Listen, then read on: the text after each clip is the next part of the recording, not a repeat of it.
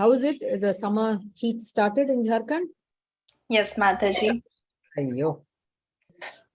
In Jharkhand, it always happens that there is a place known as Jharia, which is very close to the coal capital, and there is always volcanic effect. The government of Jharkhand has advised people to leave that area and shifted them to some other place, but still people are residing there, and it is in between two places like Bhelatand and Dhanbad.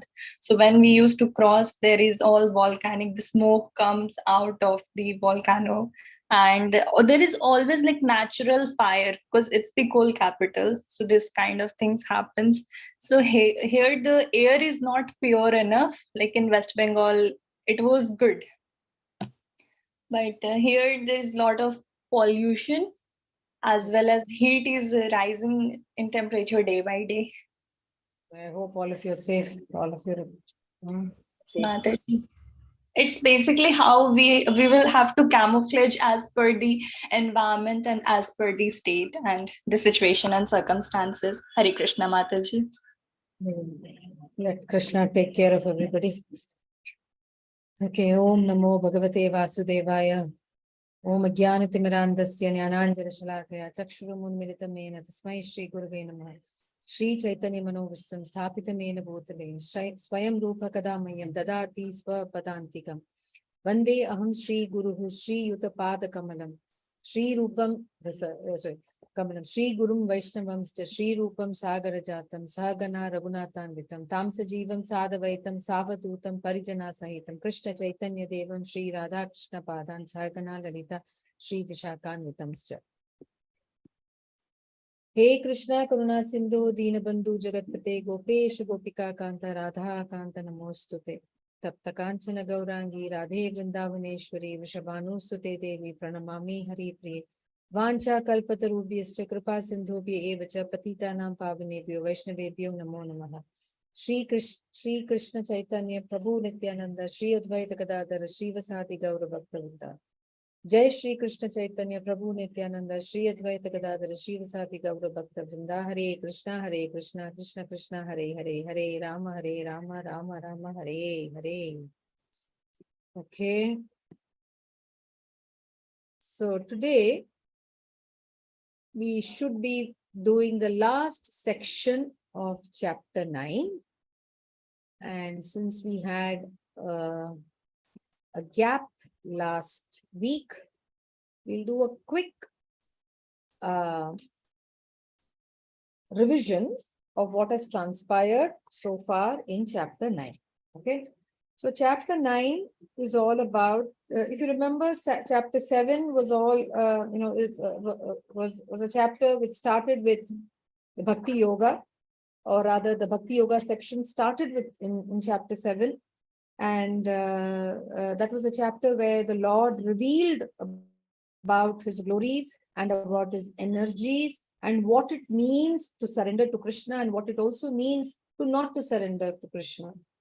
And then he also says that all the jivas are born out of delusion, and it's only when we take to bhakti with determination, we can move from that state of delusion or maya to that bhakti or the devotion to Krishna. Okay. And then in between what happened, Arjuna, our friend, asked the Lord a lot of questions. He straight away went off when the Lord spoke about bhakti and devotion. So Arjuna was a little petrified. He says, oh my God, what would happen? Okay, fine. When I'm awake and fully in consciousness, I can definitely do bhakti and I can definitely engage myself in those activities to please the Supreme Lord and stay myself on the right path.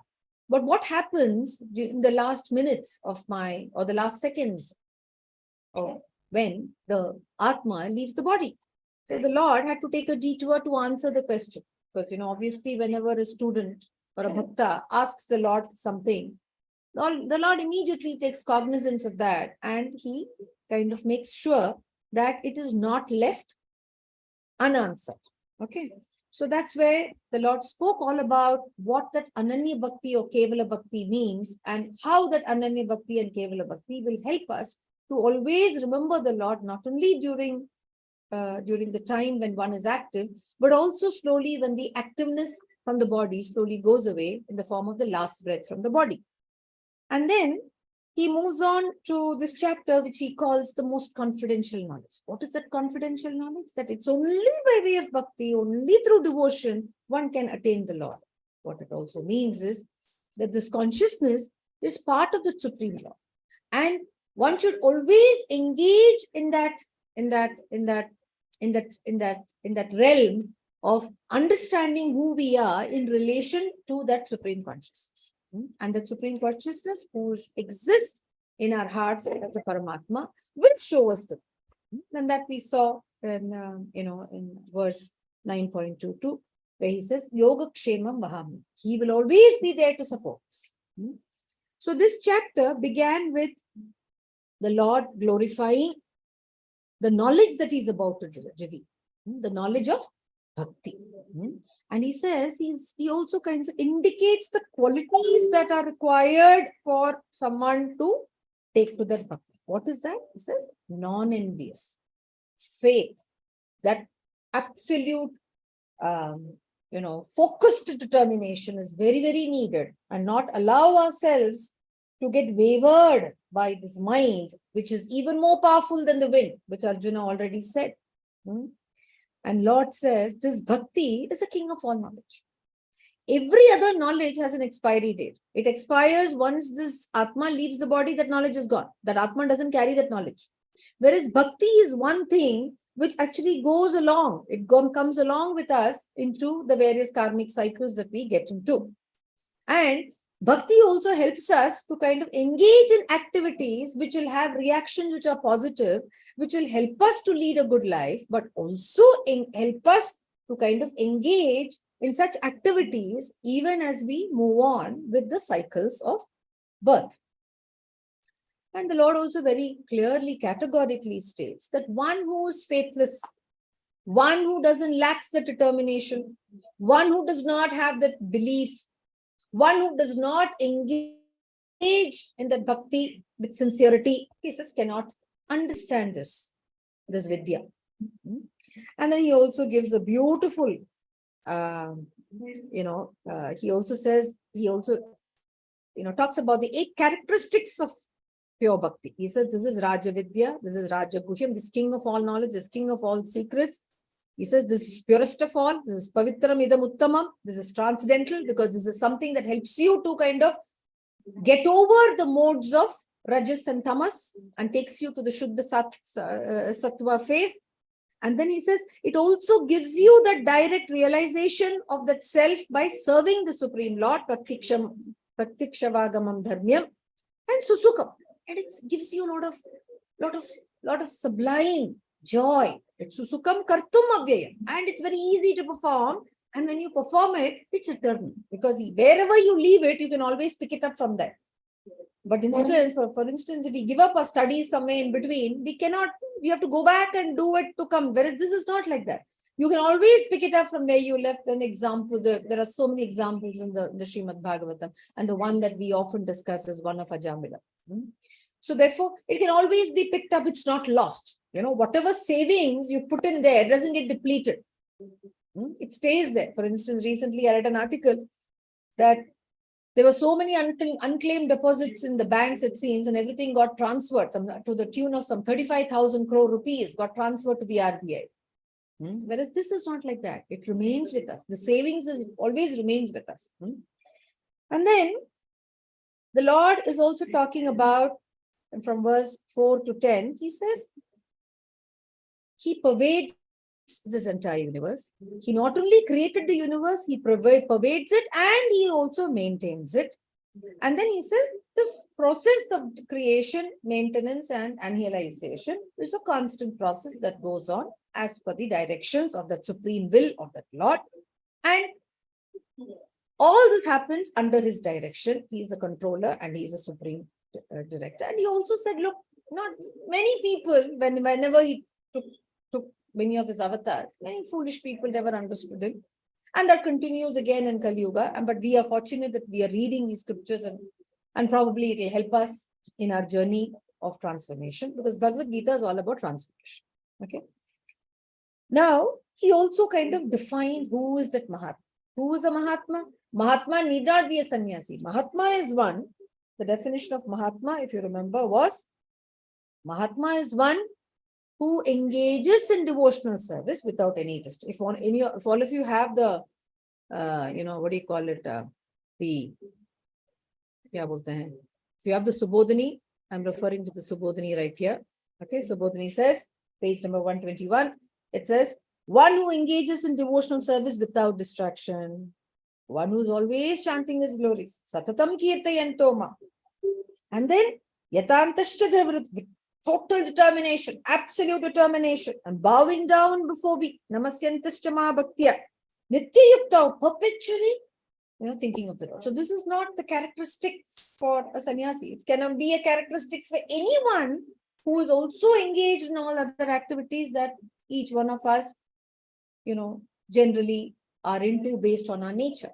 So even such people who are always thinking of him, he calls them a Mahatma. And he also talked about the various ways in which people worship. Some people worship themselves. Some people worship the various demigods. And some people worship the Lord in this Vishwarupa, which we will see in chapter 11. Okay. And then he also talks about the various kind of demigod worship. And he says, it depends. Demigod worship is also worship to him. But then he says, once you worship the demigod, they are all empowered entities. They will have the power to call you or to take you to their planets. But one thing we need to remember is they are also impermanent. The only thing which is permanent is that the abode of the Supreme Lord. And everything else that he creates goes through this cyclical process of creation and devastation. So, indirectly what he is saying is, do not look for the temporary relief. Look for that permanent relief. And permanent relief means understanding the Supreme Consciousness and leading our life and dealing with things in that order. So, today we are going to look at, so that was a quick, revision. And in fact, we stopped at 9.25, which was all about the different types of destinations with the different types of worship. What was that? He says, Yanti Deva Vrita Devan, Pitran Yanti Pitra Vritaha, Bhutani Yanti Bhutejya, Yanti Mad Yajino Api. Whatever you do, you will attain that. Whatever is your thought, you will achieve that. That's what it means in simple terms for a layman. But however, for a devotee, it means that you worship something, you will get that at the end of it. So what do you want is a decision that we have to make for ourselves. Now we are going to look at the glories of Krishna Bhakti from verse 9.26 to 9.34. So with that, with 9.34, this chapter will also end. We also will go read through some parts of the purports of Srila Prabhupada. Now this is a beautiful verse for those of you who are doing the Bhakti Shastri. I think there's only one more person today, right? Okay. Hare Krishna Mataji. Hare Krishna Prabhuji, Hare Krishna. Okay. I'm still doing the class because otherwise, you know what, we will, I think only few of you have joined today. Only 2 of you have joined. Shall I continue with the class? Hare Krishna? Yes, Mataji. Yeah, yes, Mataji. Right? Otherwise,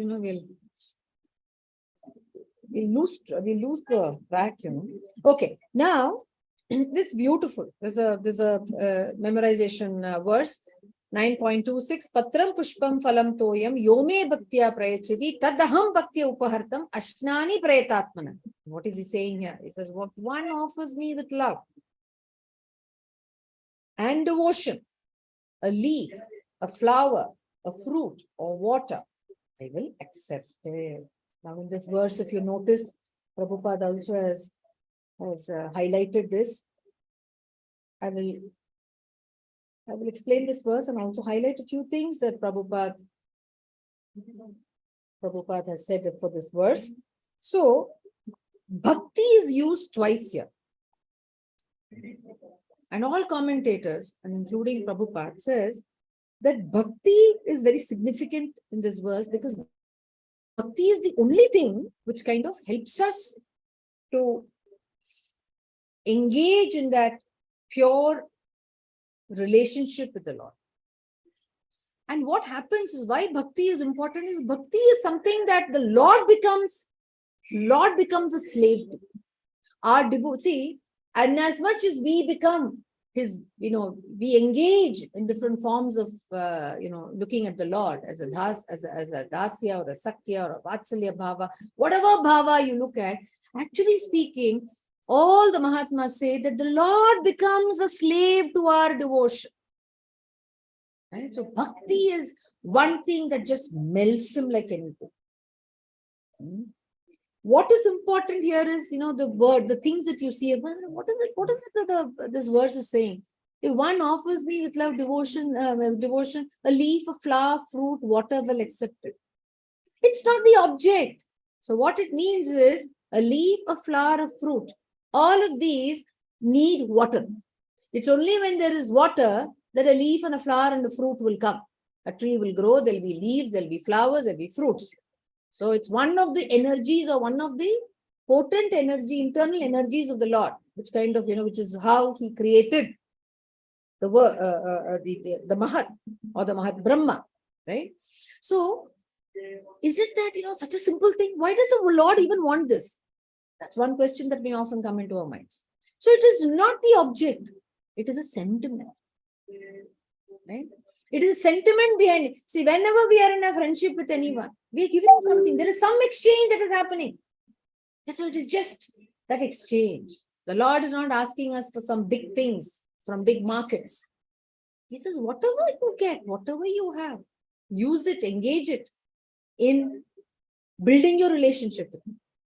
And he says, I will accept it wholeheartedly. Praitatmana, from whatever you give, whatever you give from the bottom of your heart, I will accept it from the bottom of my heart. It's a beautiful thing. So Praitatmana stands for the devotee whose heart remains engrossed in the Lord. And the Lord reciprocates the same thing to that devotee.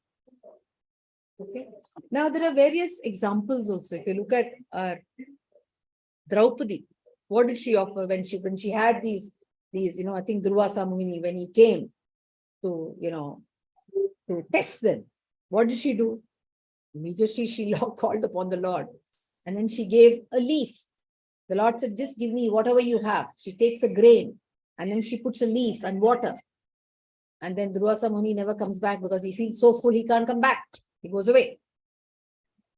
And then Shabari, she was tasting all the fruits. She was eagerly waiting for Sri Ramachandra. And she wanted to give him the best of fruits.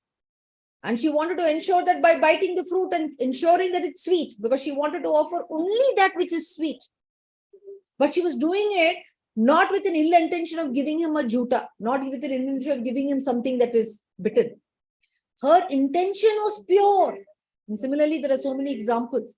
There's an example of Andal. She was a great bhakta. And she said that she used to always try out the hara before the father would take it to the temple to put it on the Lord. And one day her father, and she would, admire herself. So, okay, fine, it's looking nice on me. So which means it'll look great on the Lord. She never used to think me, but she used to think, will it really look good on the Lord? Her thing was all about the Lord. And one day her father caught her. He said, what are you doing? How could you do this? And she said, no, Pa, I did this because, I wanted to ensure that it's going to look good on the Lord. And I believe that day the father did not use that hara. And for several days he punished his daughter. He said, I will not take any garland that you make. So he used to buy it. And the Lord refused. So the Lord always likes the sentiment and the intention behind an action.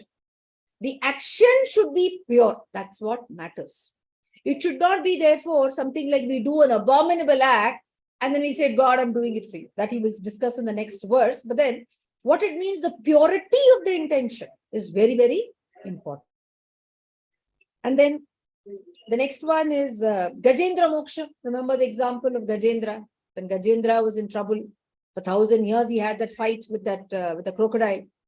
And finally, he called out to the Lord. When he saw the Lord coming, he gave him a flower. The Lord wholeheartedly accepted it. Okay? And the other one is water. There's a story of Ranti Deva. Ranti Deva again is was a very big king. The details of the story is there in the Srimad Bhagavatam. So it is said he was a great, great king. And he was always doing everything to make sure that he pleases the Lord. There's nothing that he wanted to do that would displease the Lord. He was a great king. His kingdom loved him. And one day, these devatas, there's all these Brahma, Yama, Indra, they went to Lord Vishnu when he was on Sheshanag resting. And they asked him, who's the biggest devotee? Who's the greatest devotee that you have? The Lord said, am I the one? Brahma was asking, am I the one? Yama Maharaj asked, oh, am I the one? I mean, Yamadev, he asked, am I the one? Indradev asked, am I the one? The Lord shook his head. His eyes was, his eyelids were closed. He said, no, none of you cannot open the eyes. No, none of you. And they were like astonished. They said, what? Who is it? He said, it's Ranti Deva. He said, what? That person who's a ruler in the material world? Is he your great bhakta? The Lord said, yes. And so these three people, they wanted to test it. And what they did, they are empowered entities. They brought in a lot of misery in that kingdom. So much of misery that the once flourishing kingdom suddenly lost all its opulence. People became very poor. The land became dry. Rivers dried up. There were no plants, no trees. People were struggling for livelihood. People were struggling for their food. And Ranti Deva, being the great devotee, he opened up the godowns and the storehouses of the kingdom and started distributing to people. That also depleted. And finally, there was so much. And then finally, it is said, Bhagavatam says, that he allowed people to live in the palace because the palace had a lot of water bodies, and even that also all dried up. That also came to an end. And so much so that Ranti Deva himself also lost everything. He became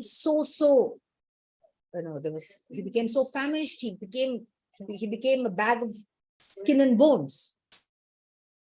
And that time, it is said that, there were 2 morsels that he had of food. I mean, the food started getting rationed. So he had maybe 2 rotis you can think of. Just then, Brahma, disguised himself and came to him. He said, I'm feeling so hungry. So he looked at that person who came. He said, oh my God, he also is looking really, really very, very hungry. So he gave 1 morsel of food. Just as he was about to take the second morsel, another person came. He said, I'm feeling very hungry. So the second morsel of the food also, Ranti Deva gave it away. And finally, the Lord had enough of it. The Lord came as a beggar, in the form of a beggar. And Ranti Deva, all that he had was a drop of water. He had a little bit of water. So the Lord said, I'm feeling very thirsty. The Lord didn't reveal himself. He said, I'm feeling very thirsty. Because he wanted to show these people enough. You'll have troubled my devotee enough. Now we have to stop it. So Ranti Deva didn't think twice at all. He gave away that water to him. He said, it's okay. Let me just give it away because that person needs it more than me. And then immediately the Lord, showed his form. And then the moment the Lord showed his form before Ranti Deva, the entire kingdom lit up again. So it was just a pastime. It's not that the people really struggled. The Lord really wanted to show these people like Brahma and all these devatas, look how little-minded you guys are. Here is a material body. Here is a person in the material body who is far more determined than you all. He never gave up his devotion even at the time of adversity. So this shlokam that we have here, Patram Pushpam Phalam Toyam, is all about all these great people who offered these things to the great Lord. And the Lord wholeheartedly accepted. So let's look at Prabhupada's purport. the first place, he says, I'm just reading out from Prabhupada's purport. He says, the Lord, if one wishes to engage in devotional service to the Supreme Lord in order to be purified and to reach the goal of life, the transcendental loving service of God, then he should find out what the Lord desires of him. So here Prabhupada is bringing out a very important point. You cannot offer whimsically anything and everything to the Lord. You have to offer what the Lord wants. The Lord wants things that are good, that not only good for you, but also something that can be held in high esteem when one is in devotion service. So that's why ISKCON, we very strictly follow the kind of foods that one needs to have. That is the highlight of this particular point that Prabhupada is trying to reveal in this purport. So Prabhupada adds on, he says, thus meat, fish, egg should not be offered to Krishna. If he desired such things as offerings, he would have said so. Instead, he only requests you for a leaf, a fruit, and a flower and water to be given to him. He says, this I will accept it. And Prabhupada goes one step forward and he reminds us of the verse where Lord Sri Krishna had said that one should consume anything only after offering it to the Lord as prasadam. You cannot have anything without offering it or without making it as an offering to the Lord. The Lord, Prabhupada says in the purport, this is from third chapter, verse 13, where Sri Krishna explains that only remains of the sacrifice are purified and fit for consumption, which means only the prasadam, only the food that is offered as prasadam and consumed is purified. Those who do not make an offering of their food, he says in the same verse, are said to be eating only sin, because gratefulness is a fundamental object of our religion. Our religion or our faith teaches us to be grateful to everything that we have. If you're not grateful, it is said that we are a great fool. And the third point is, the Lord says, Prabhupada says, the important element in preparation and serving and an offering is to act with love for Krishna.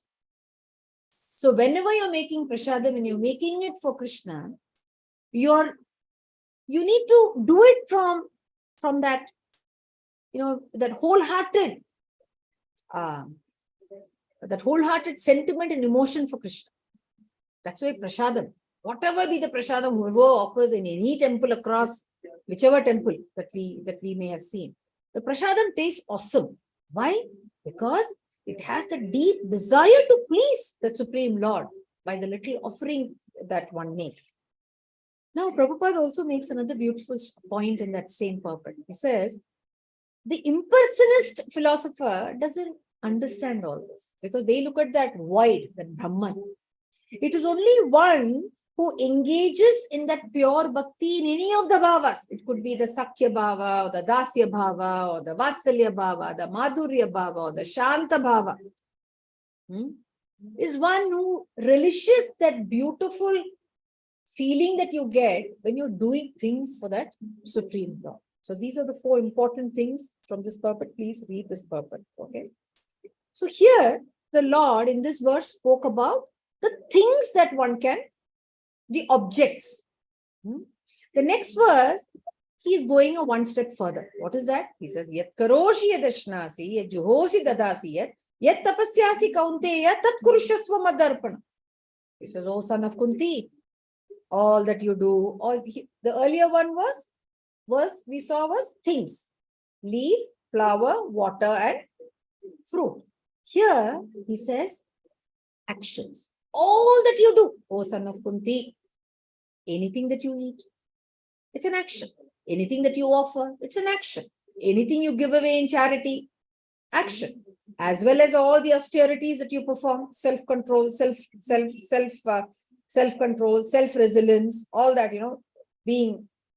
putting yourself, in strict observance of of things that will keep you on the Bhakti Marga, austerities. For example, any vrata, Ekadashi vrata, or any kind of things that you do, any tapasya you do, should be done as an offering to me. The earlier verse was things, now he says actions. So what it also means is that whatever we do, whether it be in the form of objects or in the form of actions, has a deeper connection with that engagement that we can build with that Supreme Lord. Okay, so here he says, all actions, here all actions means material, anything material you do, because that's how you can really transcend your gunas. You'll get to becoming from a sakama karma to a nishkama karma.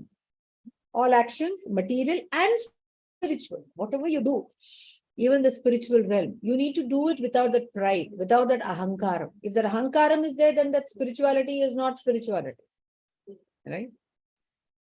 So a person who is in that true spiritual mode cannot have that I, all these devatas we discussed in the previous example, the Ranti Deva example, they all had that ahankaram. That is not spirituality. That will again, they'll fall back. They will also get back into the realm of cycle of birth. Yeah. Then all that we eat, it means all that we do, all that we eat means all the actions that we are performing. Eating does not mean just eating. All the actions that we are performing using our sense perceptions, the jnanendriyas, and all the, our hands and legs and everything should be used in a controlled way. Because all that we do, anything that we do, if we really want to make sure that we are not wavering from the path of devotion, when we kind of make it as an arpanam to the Lord, it will help us to kind of be in a steady state. And of course, yet juhosi means all oblations, yet tapasyasi means all kinds of charity. Any charity you do, don't do it because you want punyam from it. Don't do it because you feel I have it and therefore, that I can give it to someone who doesn't have as much as I have. It shouldn't be that. You're doing it because for the love of God. You're doing it because you know that the Lord wants you to engage in such activities, because the welfare of the society is also something that is importantly to be followed by a true bhakta. Because we can't be happy if others around us are unhappy. So when you offer everything to the Supreme Lord, 3 benefits happen. That mine goes away. When that mine goes away, there's freedom from ego. When there is freedom from ego, you are in that state of a Mahatma. You are in that state of that. You are in that sublime state where you're not hankering. When you're not hankering, when you have no desires. Hankering means no desire. When there are no desires, no bondage. You are attaching yourself to Krishna, but slowly you're detaching yourself from all material things. No, this is easier said than done for people like us in this Kali Yuga, but it has to be practiced. The Lord said in the previous chapter, how can you do it? Abhyasa. That's why in ISKCON, sadhana is something where a lot of emphasis is placed. That's where they ask you, did you do this? Did you do that? Are you attending Guru Puja? Are you reading? Because reading and hearing is very, very important, because it will keep us it will keep us in the spirit of that connect that we want to have with that Supreme Consciousness. Okay. So what is also I think, let me see what is in the Prabhupada's verses, if there's anything. Yeah, there are again 3 things that Prabhupada says in the purport. He says, it is a duty of everyone to mold his life in such a way that he will not forget Krishna in any circumstance. So in all that we do, we must always remember Krishna. It's not only in the objects, but also the sentiments and emotion, but also our actions. Everyone has to work for the maintenance of his body and soul together. And Krishna recommends herein that one should work for him. When you're working for Krishna, we will not do anything wrong. Bad thoughts will not come because you know that you're doing it for the Lord, and you know that the Lord is not recommending, is not asking you to do vikarma. He's not asking you to do wrong actions. He's saying do the right actions. In right actions is what? Righteousness lives. Wrong actions will lead you to adharma. And adharma ultimately leads you to nowhere. Whereas dharma or actions that are favorable will help you to progress. Adharma will lead you to no progress. And the second thing that Lord Prabhupada says is, everyone has to eat something to live. Therefore, he should accept the remnants of the foodstuffs to Krishna. Never do anything without offering it to Krishna. Well, that will also keep us in that control that we need to have. Because our tongue and our mind always wants to have variety. It's not wrong to have a variety, but ensure that your variety is not something that's leading you to your downfall. And finally, Prabhupada says in the last few sentences of that purport, he says, nowadays people are very much inclined to the meditation process. Meditation is very, very popular, right? People pay money to go and practice meditation, learn meditation. Not a bad thing. Which is not practical in this age, Prabhupada says. It's not practical. And we have seen all the examples that Lord Krishna gave us in the previous chapters and the verses. But if anyone practices meditating on Krishna, when you practice meditation on Krishna means that you're not just doing Sankirtana Nama all the time. Every action of yours is for Krishna. That is the biggest meditation. Your mind is automatically focused. That is the way you create focus. Okay. So this is a quick revision of that verse. 9.28. Now, what is the benefit of doing that? What is the benefit of surrendering all the objects and surrendering our sentiments, our emotions, and our actions to Krishna? In this way, that is 9.28, Shubha Shubha Falair Evam Mokshese Karma Bandhanaiha Sanyasa Yoga Yuktatma Vimukto Mam Upaishyasi. In this way, you will be freed from bondage to work and its auspicious and inauspicious results. With your mind fixed on me, in this principle of renunciation, you will be liberated and will come to me. This is what 9.28 says. So renunciation, what? Renunciation here means it's not going away to the forest. It's not becoming a sannyasi. He has already said we can all be a Mahatma by following the principles that the Lord is giving us and by constantly offering everything and having our mind fixed on the Lord.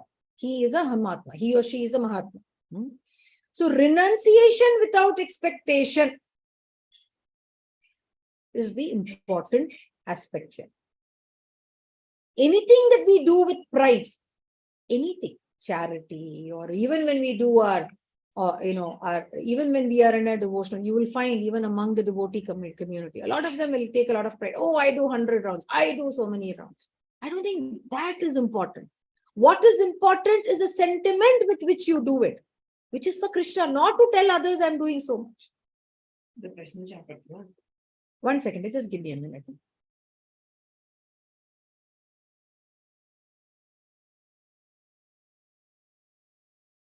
Okay, sorry. Yeah. Okay. And then when you surrender to the Lord, it gives you peace. There is no distress. There's no anxiety. But all other kind of surrender or all other kind of activities where there is no bhava of surrender, where there's no that, there is no, what do you call it? I'm not getting the word. Where there is no sincerity or where there is no humility. Surrendering to the Lord, when you surrender to somebody, that means you're accepting that person as superior to you. Right?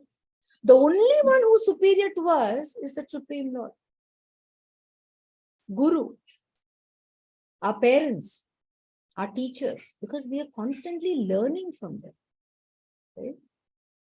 That is there in all our scriptures. Mata, Pita, Guru, Daivam. And the Lord actually brings himself alive. Lord is so humble in that shloka. It says Mata, Pita, Guru, Daivam. That's how we've all learned, right? First it's our parents. Then it's our Guru. Mata, Pita, Guru, Daivam. The Lord says, I am the last. First respect all these other people from whom. Now who teaches us about Guru? It's the Mata and Pita who teaches us about who the Guru is. And the Guru teaches us about Daiva. Of course, nowadays, many of the teachers probably are not as capable to do it. So therefore, we must rely on the parampara, on the great acharyas who have left a huge amount of teachings by their experience and also by the knowledge that they have received through the parampara. Okay. Now, a doubt may arise now after reading all this. So, does it mean the Lord is only favorable to his devotees? He is unfavorable to his people who are not his devotees? That is the next. Sorry, I will continue to be. Did you hear me? Did I? Was I on mute for a long time? Hare Krishna? No, Mataji. Sorry. Okay. The doubt may arise. Now the Lord is constantly in the last 3 verses and even in all the previous chapters, he's only talking about devotees. What happened? What if I'm not a devotee? Let's see what happens. Now the Lord says, he has to clear all doubts, right? He says, Samo aham sarva bhuteshu name dvesho asti na priyaha e bhajanti tomam bhaktya mayi te teshu chapiyah. This again is a memorization verse. He says, I envy no one. Samo, I am impartial to everyone. I envy no one, nor am I partial to anyone. Samo aham sarva bhuteshu name dvesho asti na priyaha. Neither do I have a special affinity to somebody, nor do I not like someone. I am equal to all. But, ye bhajanti tomam bhaktya mayi te teshu chapi. But one who renders service unto me in devotion is a friend, is in me, and I am also a friend to him. Now you may say, how is this justified? Is this justified? How can this be justified? So, take the example of a class. We all go to a school. We all have a teacher. The teacher comes to the class prepared, and then she gives the same set of instructions, directions, information to all the students in the class. Correct? But there is a special affinity that they develop to some people who show interest in what the teacher is conveying. Right? Similarly, the Lord too does show his affection. The moment you pour your affection, he comes running to pour his affection back on. Why so? That's because he has given independence to the Jivatmas. So one who does not call him, he says, fine, maybe you can deal with things yourself, please deal with it. But then the moment you look for him, for Gajendra, he tried his best, he fought for 1,000 years. Because Gajendra said, I am an elephant, I am the king of Raja, I'm the Raja of all the kings. I have such a big body. Who is this crocodile, small fellow, trying to catch he's only catching my leg. What else can he do? He can't do anything. I have 4 legs. But after 1,000 years, Gajendra said, hey, what am I doing? Where have I gone wrong? Then he realizes, oh my God. He calls to the Lord. The Lord immediately appeared. Because the Lord has given us that minute freedom. Now it's up to us whether we want to kind of live in that ahankaram of that minute freedom and attach ourselves to things which we think we can deal with. Or you always say, Lord, I always want you next to me and I always want you to help me all the time. Because that helps to keep your intellect sharp. Some commentators To say, oh, bhakti.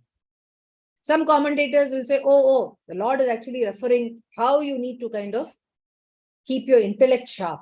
But whatever it is, at the end of the day, it is only when you kind of surrender to that superior energy will that intellect remain. When you remain surrendered to that superior consciousness, your intellect remains sharp. At the end of the day, anyone who says it's intellect or someone who says it's bhakti, at the end of the day, the moment you know that there is a superior energy over you, that automatically throws open the gates to keeping ourselves in a steady mode. Steady mode of what? Steady mode of goodness. You'll keep away the unnecessary, unwanted things which are actually wasting your time and energy. So remember, the Lord is there for all, but it's up to us to call on Him. When you call on Him, it means it's a strength, because the Lord gives you strength. Remember that shloka, Ananyas Chintayanto. The Lord gives you the strength. The strength automatically comes when you surrender to the Supreme Consciousness. Now let me see if there's any particular things that, I actually wanted us to. Shall we read one purport of one part of the purport of Prabhupada? 1 minute. Let me go to. Just give me a minute. I'll go to the Hare Krishna. Some messages. I think the screen is not. Screen was not visible at all. Hare Krishna. Mataji, it's visible. Previously, it was not. Hare Krishna, Mataji. Can you see my the Veda base? Yes, Mataji. Mataji. So we will just read question that I wanted us. This is beautiful because there's also an analogy there which Prabhupada has given us. I don't want to miss that. 9.29. We are on 9.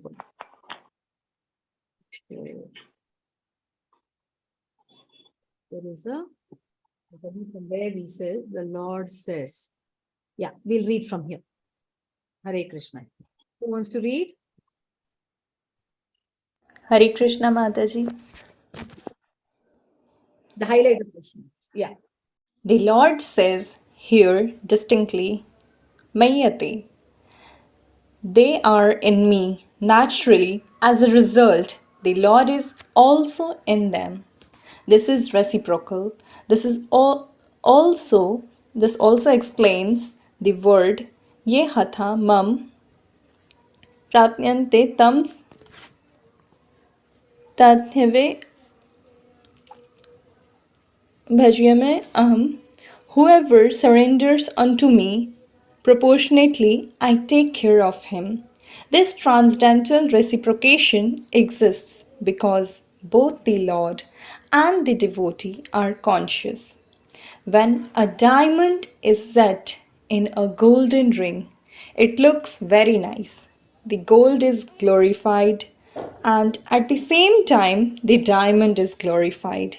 The Lord and the living entity eternally glitter, and when a living entity becomes inclined to the service of the Supreme Lord, he looks like gold. The Lord is a diamond, and so this combination is very nice. Living entities in a pure state are called devotees. The Supreme Lord becomes the devotee of his devotees. If a reciprocal relationship is not present between the devotee and the Lord, then there is no personalist philosophy. In the impersonal philosophy, there is no reciprocation between the Supreme Lord and the living entity. But in the personalist philosophy, there is. The example is often given that the Lord is like a desire tree, and whatever one wants from the desire tree, the Lord supplies. But here the explanation is more complete. The Lord is here stated to be partial to the devotees. This is the manifestation of the Lord's special mercy to the devotees. The Lord's reciprocation should not be considered to be under the law of karma. It belongs to the transcendental situation in which the Lord and his devotees function. Devotional service to the Lord is an activity of this material world. It is part of the spiritual world where eternity, bliss, and knowledge predominate. Hare Krishna Mataji. So now, why is this important? Why is it the Lord takes to someone who calls on him or who's attached to him? So we need to remember, one who takes to the Lord is attached to the Lord. One who doesn't take to the Lord is disengaged from the Lord. He is doing whatever he, she wants. But however, remember one thing, the Lord is the source of everything. He has created everything. He is the Mahat Brahma and he is the seed-giving Father. So, when we don't do something as we are supposed to do, when we follow our own whimsical ways, like what Prabhupada says, we can't blame the seed giver. The seed giver has given an equal platform to everyone. But we have chosen our own desires and we have chosen the way we want to be, and that is what has led to the transmigration of the souls into different bodies. The different souls in different bodies are because of the desires of that soul. So don't blame that soul. But however, the moment we get to the state of a human body, it's said, is where we can make distinctly the choice, because that is where the Lord has also given us the intellect to think through. Why is certain condition the way it is? It's not necessary that one needs to only read this to understand. Even without reading this, there are many people who probably may not have had the access to read this, but they realize, those are Mahatmas again, they realize why life is so for some and why life is different for many people. But now, we being what that Lord will also say that in one of the verses that we will see shortly. I want to finish this chapter, so I will take a little longer time. I'll join my class late, doesn't matter. But let me finish this having started it. Can you see this, my slide, Rajpriya Mataji? Is my slide visible? No, Mataji.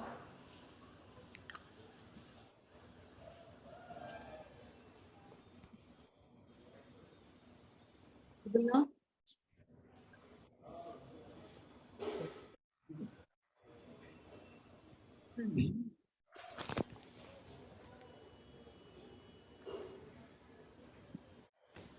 Is it visible? Visible? Yes, Mataji. Now it's visible. So, he elaborates. What does he elaborate here? He says, look, anyone can take to the devotion. If an animal in an animal form, Gajendra could take to devotion. If in an animal form, Bharat Maharaj as being in the body of a deer could take to devotion. Yes, anybody can take to devotion. There is no special, qualification for anybody. The only necessary characteristic is that bhakti. That ichha should be there. That desire should be there. So he says, Apichet suduracharo bhajate mam ananya bhak sadur evasa mantavyah samyag vyavastito hi saha. Even if one commits the most abominable action, if he is engaged in devotional service, he is to be considered saintly because he is properly situated in his determination. Now, let's not mistake this. It means that the examples that one should think of here is of people like Ajamila, Valmiki. It's called the Mrigari, right? So it can't be that I do something bad and I go and stand and say, oh, confession. Oh, Lord, forgive me. And again, I go back and do that and say, oh, forgive. No, it is actually the thorough revival, rebalance, and that reformation that we must get into. Once you know that the path that you've chosen is wrong and what you did is wrong, that transformation that you engage in is what the Lord will forgive or will help you to engage and not detach yourself and get back into your old habits. 9.22, whenever you know that, you want to be good, remember the Lord will come and support you. Ananya Chintayatu is a Yogakshema Mahamyam. I will come and support you. Don't worry. I will come and I'll be there too. I'll be there next to you. Many a times, very many of our own may desert us. The Lord doesn't. If you have that complete unflinching devotion, keep calling on Him all the time, He will come to you. And that's what He's saying here. So the important element is that Ananya Bhakti. And he also says, Prabhupada, in fact, in the previous verse, he says the Lord, we read it, right? He says the Lord is like a desire tree. And that desire tree never gets depleted. It's always full of fruits. It always gives you what you want. But ask for the right things. Don't ask for the wrong things. Remember that example of what Prabhupada says? Of a robber, of a thief, and an owner of the house. So the robber he was able to break open, but ultimately he had to face the music of the law of the land. Right? So the right resolve, so therefore, how do you make that right resolve? That is explained in the next verse. What is that? What happens when you have that right resolve? Shipram bhavati dharmatma shasvat shantim nigacchati kaunteya pratijani name bhaktah pranashyati. He quickly becomes righteous. What happens when you take to that Lord from the bottom of your heart with all that devotion, with that love for the God, completely acknowledging His supremacy, completely surrendering to Him? He quickly becomes righteous and attains that lasting peace. What is the result of that surrender to the Lord? Lasting peace. Because there is no distress, there is no ahankaram. When does peace or distress come into picture? When there is ahankaram, when there is ego, when it is me, that I am doing everything, I want this. That's where that distress comes, disappointment comes, dissatisfaction comes, hopelessness comes, helplessness comes. So he says, "O son of Kunti, declare it boldly that my devotee never perisheth." A very, very powerful statement. My devotee never perishes. Prahalad Maharaj is a beautiful example. Dhruva Maharaj is yet another example. And remember, Dhruva Maharaj, in the beginning, he wanted gains. He wanted to become more powerful than Brahma. But the moment he understood his folly, that's a great correction. He had the rajas in his total rajasic. Dhruva Maharaj was completely in rajasic mode when he actually went to the forest to pray to the Lord.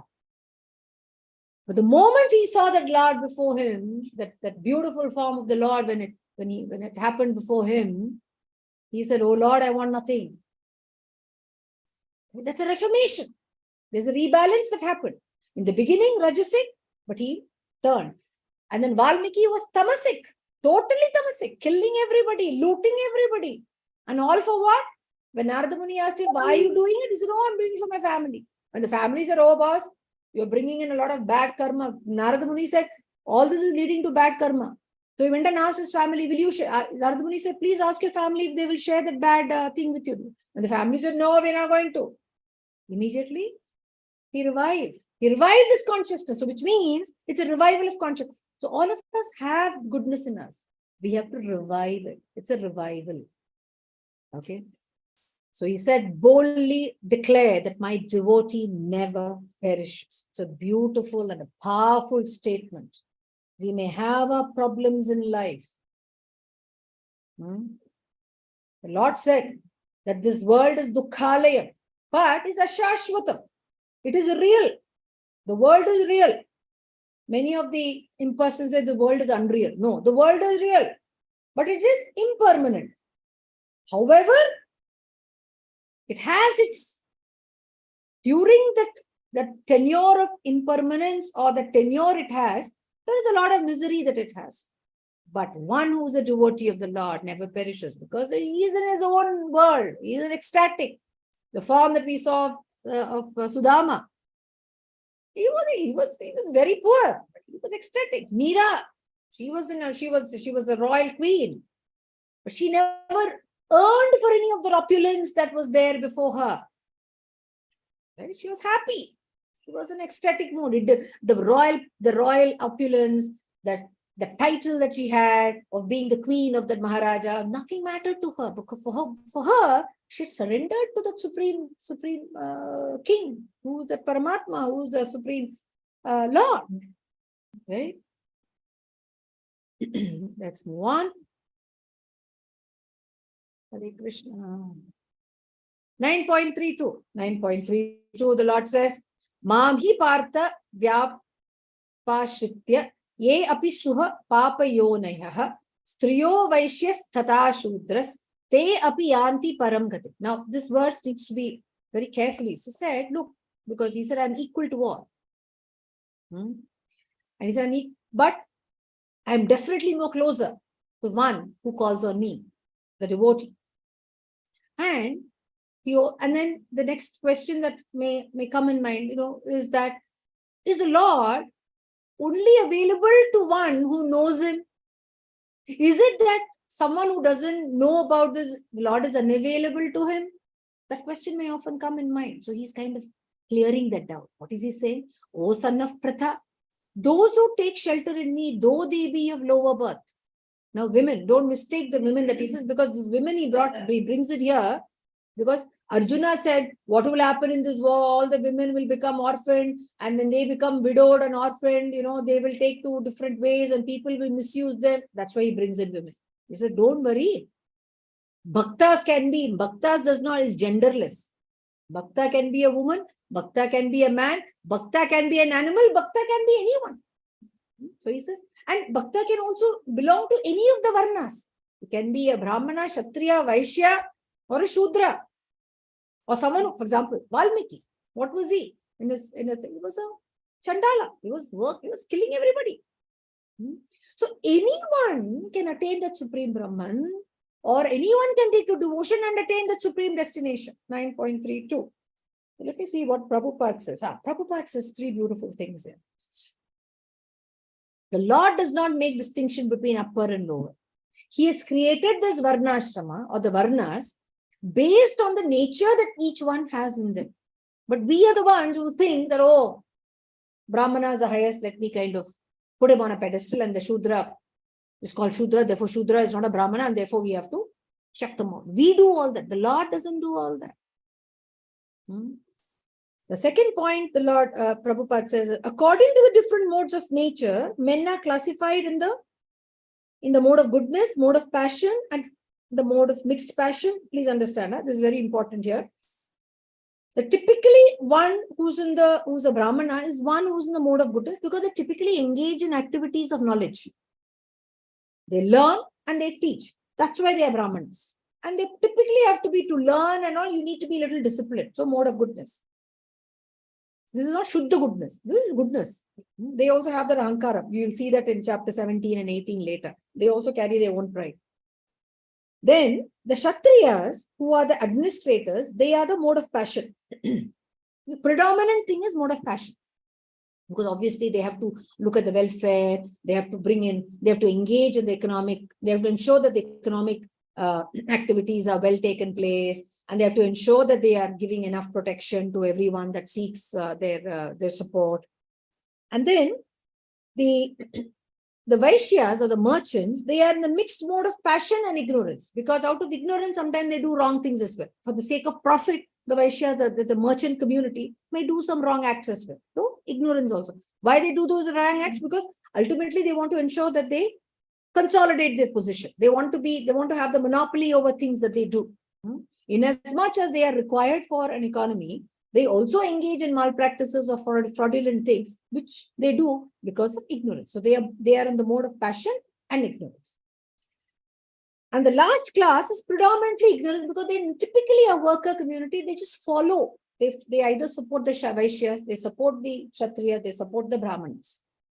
So such people are Shudras. It's not that the Shudras are bad. It's not that the Brahmins, all of them have their own bag of goodness and not so good things. Okay.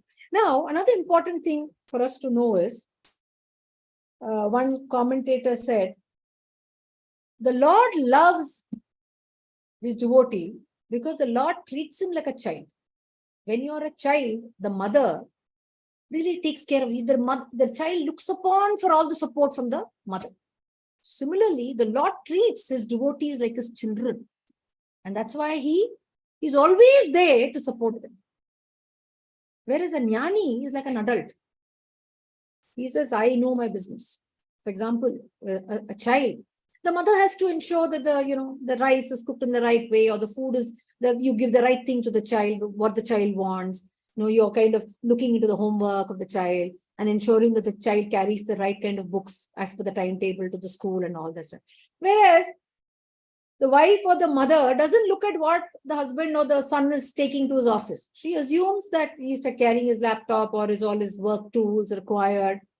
She never asks him, have you taken your laptop? Have you taken this? All this is not a question that the mother asks, right? The mother assumes the son knows, is carrying the key to his office vehicle and his laptop, and he knows what time the bus comes. Whereas a child, the parent personally goes and drops the child at the school bus, and then takes the child back, goes to the school bus stop to bring the child back, all that, right? So the devotee to the Lord is like a child. So that is the difference between the Lord's relationship with his devotee. Okay. So next. So these are the things, the three things that Prabhupada says is no distinction in different classes. Indicates power of devotional service. It's very most simple man taking shelter of a pure devotee can be purified by pure guidance. Anybody can take to devotion. Oh, there's another beautiful thing. Example is that for those of you who have gone to Udupi, you know that you have to see the Udupi Lord only from a window. Do you know the story of that? How that happened about, that came about? Hare Krishna? Yes, Mataji. The devotee was not allowed to have darshan directly. This was a story. Kanakadasa saint, right? Kannada. Yeah. Kanakadasa. He was a great saint, and people later on, gave him that sainthood. But he was a great bhakta. And because he belonged to the lower community, the priests of Udupi temple didn't allow him to enter the temple. So what Kanakadasa ji did, he went behind the temple. And he said, Lord, please open the door and allow me to serve you. Please give me that opportunity to serve you. And he started singing. A lot of Kannada songs are there that he sang. He said, open that door so that I can serve you. And the moment Kanakadasa started crying, the Lord couldn't. It seems the deity turned 180 degrees. The priests were offering their puja, but the deity turned 180 degrees, and the wind and the wall on that side completely shattered, and the Lord appeared or showed himself to Kanakadasa. So the Lord doesn't distinguish her. It's only we who make all these distinctions. 9.34. So where is 9.33? Okay, 9.33.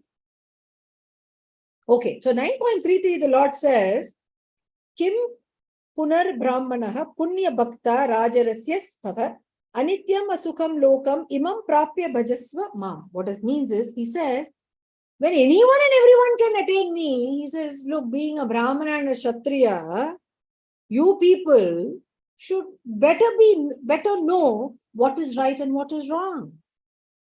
This is telling Arjuna. He says, look, anyone can attain me, Arjuna, but you are a kshatriya. And then there are a lot of brahmanas.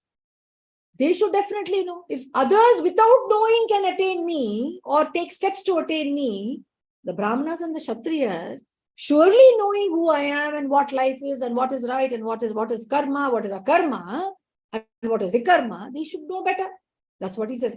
How much greater then are the brahmanas, the righteous, the devotees and the saintly kings who in this temporary miserable world would engage in loving service unto me. And there are three important things that Prabhupada writes in the purport. He says, it is clearly stated here, Anityam Asukham Lokam. This world is temporary and is full of miseries, not habitable for any sane gentleman. This world is declared by the Supreme Personality of Godhead to be temporary and full of miseries. Some of the philosophers, especially the minor philosophers, say this world is false. No, this world is not false. It's temporary and it has its own pitfalls. Okay. Now, Prabhupada writes in the last paragraph of the purport, Arjuna was born in a saintly royal family. To him also the Lord says, take to my devotional service. Even though you're born in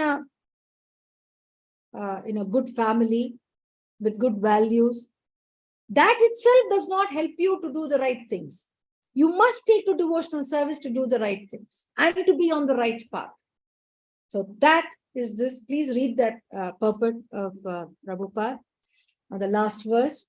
Man mana bhava mad bhakto madhyaji mam namaskaro mamai vaishyasi yukta vaivam atmanaha mat parayanaha. The same verse again comes in 18.65. Okay, it's a slight thing. It says mamai vaishyasi satyamte is what comes, but here it is mamai vaishyasi yukta vaivam. The Lord says, engage your mind always in me. Maya sakta manaha is what we started the chapter in 7.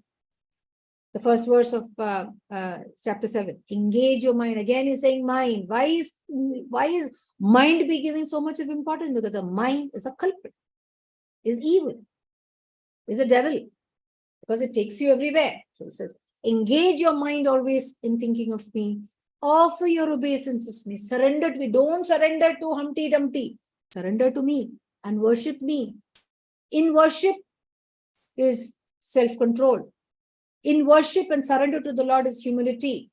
Being completely absorbed in me, you will definitely come to me. That is a definite thing. And he also said it in one of the previous verses. He says, tell my devotees that they shall not perish. So he's repeating it here. You will surely come to me. It's not only to Arjuna. It is to every one of us, each one of us who take to the right path with that complete surrender, with that full faith, with that determination to surrender to the Supreme Lord, will definitely get the Lord will definitely come in as a torchbearer and show us the light. And this is what we will read in chapter 10 in the Chatushlok. Okay. But there is a purport I want us to read of 9.34, but we will start with that purport reading tomorrow and then move on to chapter 10. Okay. Because I just overshot my time and I didn't want to stop. I kind of, took an extra time and did this, but we'll meet tomorrow. Please join at 6 o'clock so that we can start with the purport of 9.34 and then we will cover up to from 10.1 to 10.11 and 10.8 to 10.11 is called the Chatushloki. It's beautiful, 4 verses. So we will see that together.